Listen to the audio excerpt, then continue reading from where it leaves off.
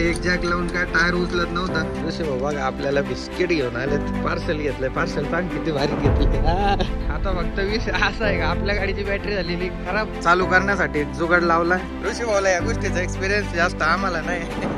ऋषी भाऊ धन्यवाद बर का, मंडळ आभारी आहे. तर हाय मित्रांनो, गुड मॉर्निंग, स्वागत आहे तुमच्या आपल्या चेतन ब्लॉग मध्ये. तर मित्रांनो आजचा ब्लॉग डायरेक्ट बागेतून स्टार्ट करतोय. मस्त आपली गाडी भरायला लोडिंगला चालू झाली. इथं आपली माऊ लावून दिली आणि आपल्यासोबत आज नगरवाले भाऊ.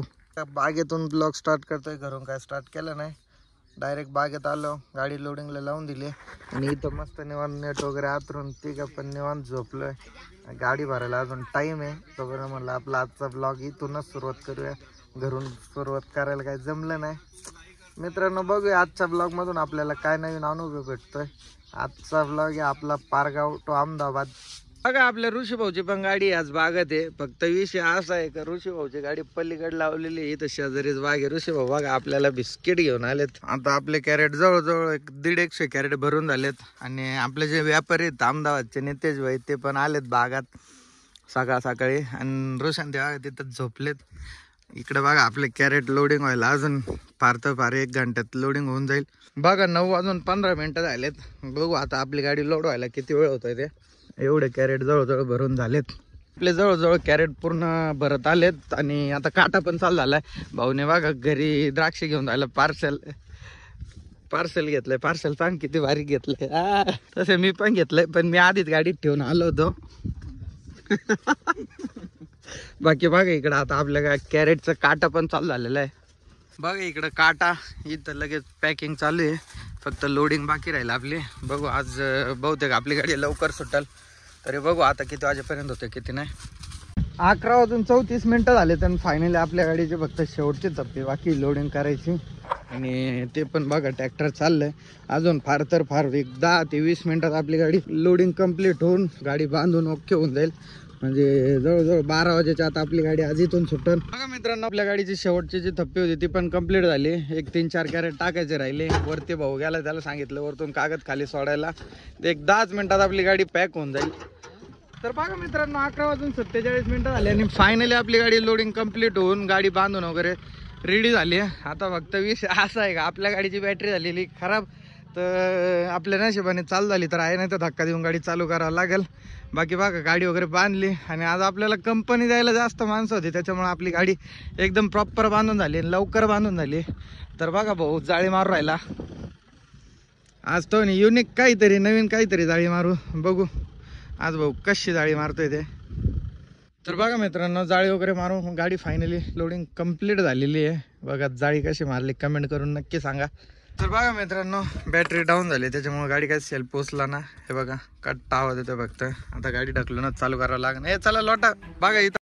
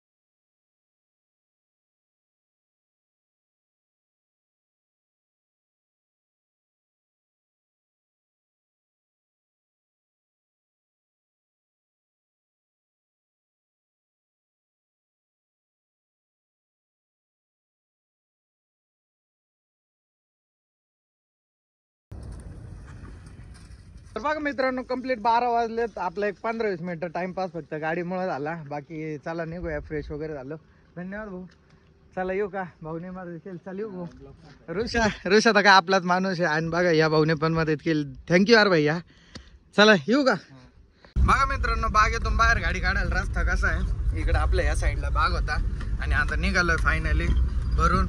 आज बॅटरी प्रॉब्लेम मुळे परत एकदा लयच हॅरेसमेंट झाली डोक्याला.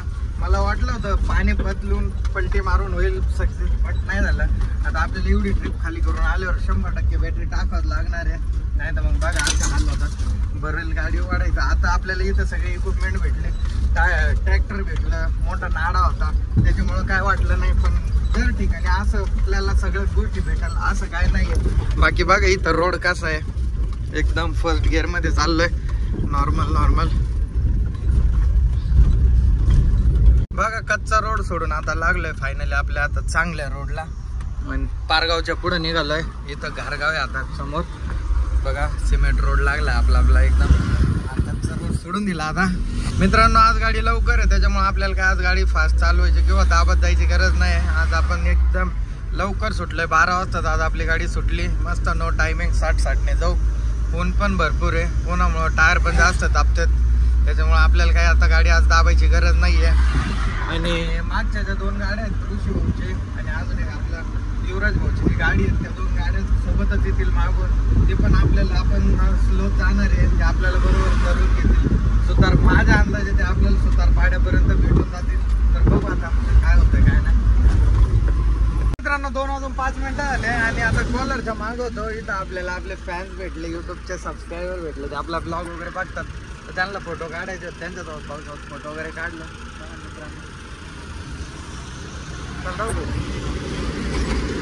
बघा दुपारचे 2 वाजून 40 मिनिटं झालेत आणि आता निमगाव गाडीत आलतो. पंपावर डिझेल टाकी पॅक करून घ्यावं म्हटलं. तर इथं आल्यावरती बघा डिझेल बसलंय 1769 रुपयाचं.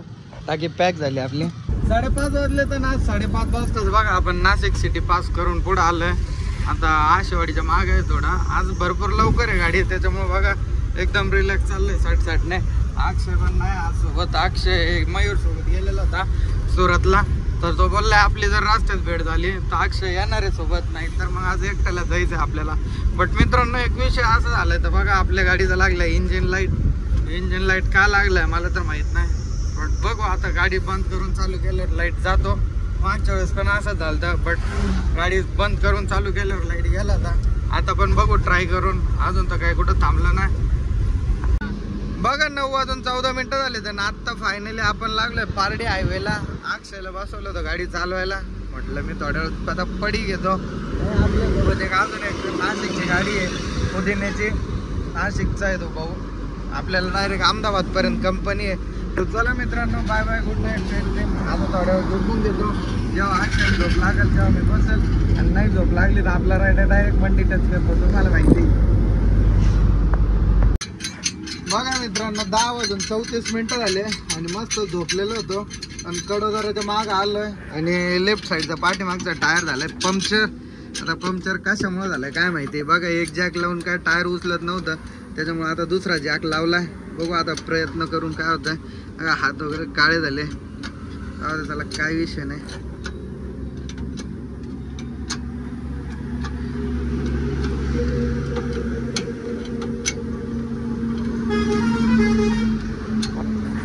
अक्षय चढवतोय जॅक, चढव.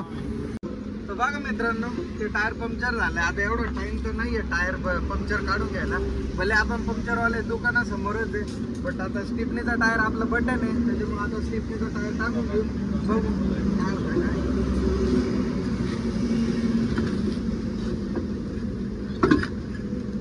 टायर बघा मित्रांनो पूर्ण घामाघूम झालं. हात वगैरे पूर्ण खराब झाले. चांगलं झोपलेलं होतं, बट आपलं आज काय माहिती नशिबात खराब होतं. बघा मित्रांनो हे पंक्चर नाही तर डिस्क क्रॅक झालाय.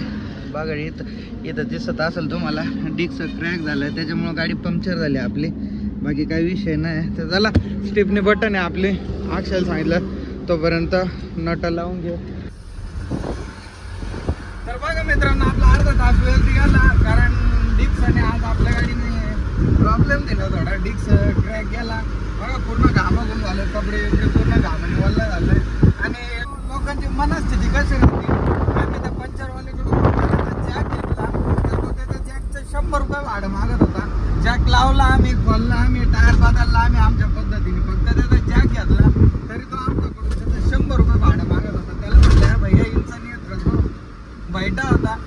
बघा मित्रांनो, गुड मॉर्निंग. 4:05 झाले आणि फायनली आपली गाडी मंडी टच झालेली आहे. आलो इथं, गाडी वगैरे सोडली आणि परत गाडीत येऊन झोपलं. अजून तर काही इथं कोणी आलेलं नाही आहे, त्याच्यामुळे म्हटलं परत एकदा झोपून घ्यावा, कारण आता सकाळी आपली ड्युटी लागणार आहे मित्रांनो रिटर्नला जाताना. आणि आज आपले लय हाल झाले. जाऊ दे मित्रांनो, सगळे दिवस सारखे नसतात आयुष्यात, संघर्ष पण येतो वाटायला आपल्या. आज आला काही विषय नाही.